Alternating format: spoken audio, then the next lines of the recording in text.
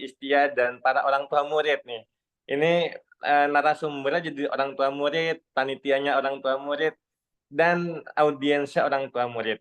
Dan kita hari ini membicarakan satu tentang, kebutuhan anak-anak kita di sekolah di tengah-tengah situasi cuaca, situasi iklim, polusi udara yang meningkat di wilayah, Jabodetabek gitu ya. Nah, kebetulan juga sekolah insya Allah akan melaunching nanti, rekomendasi dari Dinas Pendidikan dan Kebudayaan hari Senin itu tentang, surat bagaimana kita, menjalankan aktivitas di sekolah gitu ya. Dan insya Allah, untuk mengurangi polusi udara di Kota Tangerang Selatan.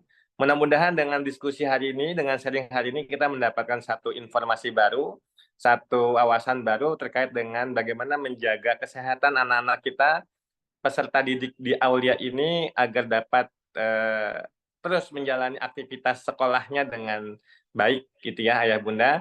Terima kasih sekali lagi, selamat berdiskusi, selamat, menjalankan sharing kita hari ini, mudah-mudahan ada banyak ilmu yang bermanfaat yang bisa kita dapat dari kegiatan hari ini. Terima kasih, buat semua pihak yang telah menyelenggarakan hari ini. Assalamualaikum warahmatullahi wabarakatuh. Waalaikumsalam. Waalaikumsalam warahmatullahi wabarakatuh. Terima kasih sekali Pak Hervin. Aduh, itu adalah informasi yang kita tunggu-tunggu ya juga sebagai sebagai para orang tua murid terkait dengan apa saja mungkin yang bisa kita lakukan sama-sama ya Pak Hervin. Kita sama-sama kerjasama begitu. Terutama untuk apa yang bisa kita lakukan demi satu tujuan, sebenarnya prioritas kita adalah kesehatan para ananda ya.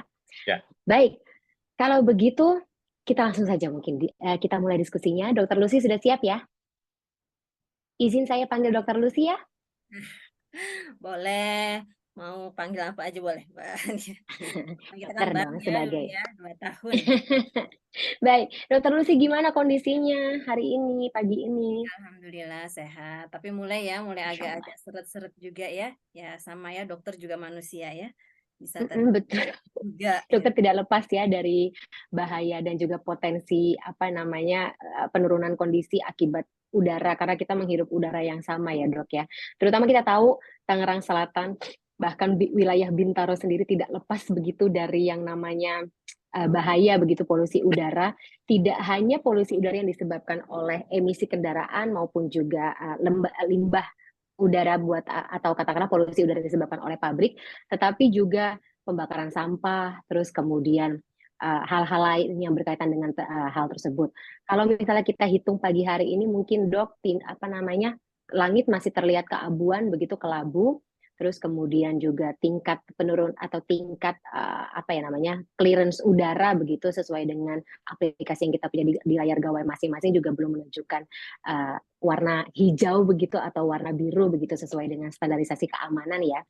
Tapi kira-kira begini Dok, apa saja sih sebenarnya mungkin jangka panjang, jangka pendek, menengah dan juga panjang terhadap kondisi kesehatan kita kalau kita terus-terusan menghirup udara yang tidak sehat atau tidak bersih. Monggo Dok, waktu dan tempat saya persilakan. Terima kasih Mbak Fani. Assalamualaikum warahmatullahi wabarakatuh. Waalaikumsalam warahmatullahi wabarakatuh. Pak Hervin, Bu Neneng, Mbak Mayang, semua ayah bunda, semua yang sudah bergabung dalam webinar pagi hari ini. Pagi hari ini saya mau sharing tentang masalah yang banyak terjadi ya akhir-akhir ini yang menimbulkan kegalauan juga bagi ayah bunda ya. Izinkan saya share screen dulu ya sebentar.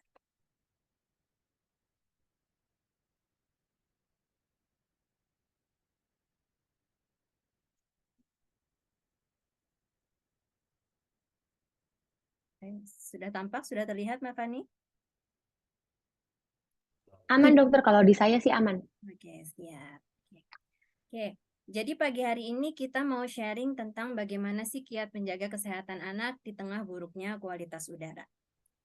Dan outline yang akan saya bicarakan pada pagi hari ini adalah mengulangi lagi apa yang diutarakan oleh Mbak Fani. Jadi kita akan membahas bagaimana buruknya kondisi udara di Jabodetabek, kemudian kondisi apa sih sebenarnya yang bisa terjadi bagi manusia, bagi orang tua, terutama khususnya adalah bagi anak, dan bagaimana kita kiat menjaga agar anak kita bisa sedikitnya mengurangi dampak akibat dari kualitas udara yang buruk.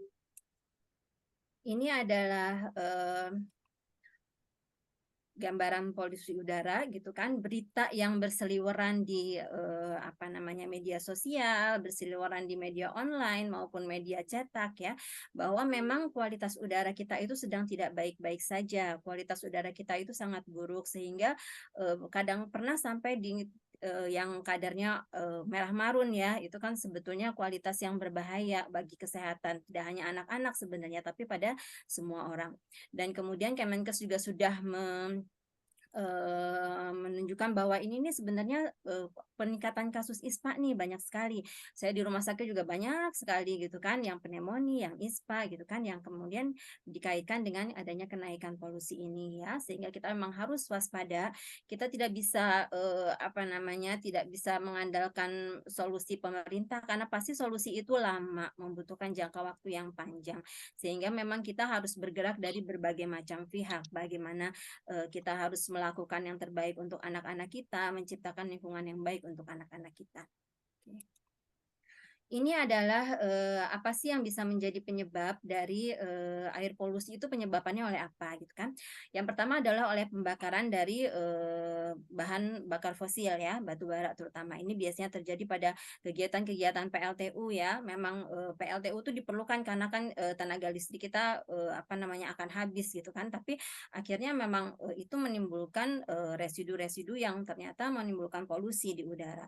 Kemudian juga dari pembakaran kendaraan bermotor, dari kegiatan pertanian ya. Di sini kadang-kadang pertanian juga menggunakan traktor-traktor yang menggunakan bahan bakar fosil. Selain itu juga dari penggunaan pupuk ya. Ternyata penggunaan pupuk juga bisa menimbulkan adanya polusi udara. Kemudian dari asap pabrik dan industri, kegiatan-kegiatan penambangan, dan yang tidak kalah penting itu adalah sebagainya sumber daya domestik. Seringkali kita nggak aware gitu loh ya, nggak aware bahwa ternyata di sekitar anak-anak kita, di lingkungan kita sudah, kalau keluar rumah anak sudah pakai masker nih, kita udah menyiapkan anak kita nggak di tempat yang crowded, nggak di tempat yang banyak kendaraan bermotor, tapi ternyata di rumah sumber daya domestik ini masih ada polusi gitu yang bisa mengganggu kesehatan anak. Nah, ini adalah polutan-polutan yang sering menimbulkan polusi udara. Karbon monoksida, nitrogen dioksida, sulfur dioxide, fetochemical, kemudian materi partikular lainnya ya. Dan ini ternyata memang memiliki dampak terhadap kesehatan ya. Di antaranya adalah yang tersering adalah pada gangguan saluran pernafasan, kemudian penyakit jantung. Kalau kronis sekali bisa menyebabkan kanker, tapi ini tentu memerlukan proses yang bertahun-tahun. Makanya memang ini highlight-nya adalah untuk orang-orang dewasa atau pada kondisi-kondisi lingkungan yang banyak industrinya. Kemudian gangguan reproduksi dan hipertensi atau tekanan darah tinggi. Nah, ini adalah indeks kualitas udara, di mana kualitas udara itu dinilai mulai dari yang skalanya itu paling bagus sampai skala itu paling buruk ya. Akhir-akhir ini kita berada di merah ungu gitu kan. Kadang-kadang beberapa kali sempat di angka di warna yang marun gitu kan. Kalau di yang ideal bagaimana sih? Yang ideal adalah tentu di AQ ini adalah yang warna hijau. Itu adalah kondisi udara yang sangat baik bagi kesehatan dan tidak memiliki dampak apa-apa. Sedangkan kalau kondisi kuning, dia itu tidak berpengaruh pada kesehatan manusia atau hewan, tetapi cukup berpengaruh ternyata pada tumbuhan yang peka. Kemudian kalau dia orange, itu dia merugikan kesehatan manusia pada orang-orang yang sudah mempunyai resiko. Jadi misalnya ada anak dengan asma, kok asmanya sering kambuh, pada orang tua dengan penyakit paru obstruktif menahun, itu kok menjadi sering kambuh gitu ya. Pada orang-orang yang alergi sering kambuh, itu pada kualitas yang kuning. Dan selanjutnya sampai dengan yang terburuk itu adalah AQI antara 301 sampai 500, itu adalah kualitas udara yang secara umum itu sangat buruk. Siapapun yang menghirupnya bisa mendapatkan efek yang tidak baik ya. Nah, ini yang tadi saya bilang, yang saya note, ternyata di sekitar kita juga ada loh sumber polusi domestik. Sumber polusi domestik ini kan kita kadang-kadang membiarkan, aduh jangan main deh, jangan main keluar deh, anak-anak deh di rumah aja gitu kan, mainnya di rumah aja, nggak usah di luar, udaranya nggak bagus, debu. Ternyata di dalam rumah kita juga sumber polusi Ada. domestik banyak begitu ya. Apa saja? Ternyata dari karpet dan mebel gitu kan. Penggunaan karpet, penggunaan mebel yang kadang-kadang menggunakan VOC namanya bahannya itu yang kemudian juga memang bisa merangsang. Kemudian dari penyujuk ruangan juga, kemudian dari pengharum ruangan ya pada ibu-ibu yang suka kan enak segar rumahnya harum gitu ya. Tapi itu adalah bahan-bahan kimia yang disemprotkan dan bisa mengganggu pernafasan pada anak-anak yang sensitif.